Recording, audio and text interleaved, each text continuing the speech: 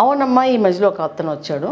అతను ఏంటి అంటే ఇది సేమ్ లాగా బెట్టింగ్ యాప్ లాగానే వాళ్ళు 2000 ఇస్తే 4000 ఇస్తామని అన్నారంట. అతను ఫస్ట్ ఆలోచించుకొని 2000 ఇస్తే 4000 ఇస్తారు ఎవరైనా అంటే వాళ్ళు ఇతను చూపించారంట. ఇట్లా ఇస్తే ఇట్లా వేస్తాము వాళ్ళలో వాళ్ళే వేసుకొని చూపించారంట. అట్లా 2000 నుంచి 4000 అంటే సరే నమ్ముకుంటూ అబ్బాయి ఎంత దూరం పోయాడంటే 15 లక్షల దాకా పోయాడు.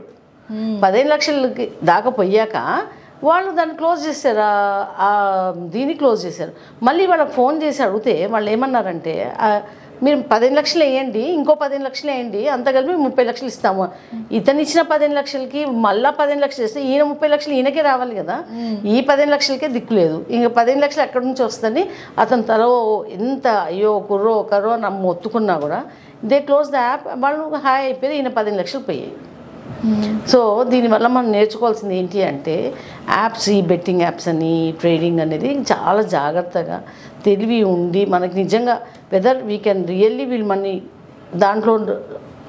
దాంట్లో ఏమేమి లొసుగులు ఉన్నాయి అన్నీ తెలుసుకొని చెయ్యాలి. అసలు నేను చెప్పేది ఏంటంటే ఈ బెట్టింగ్ యాప్స్లో చేయి పెట్టొద్దు.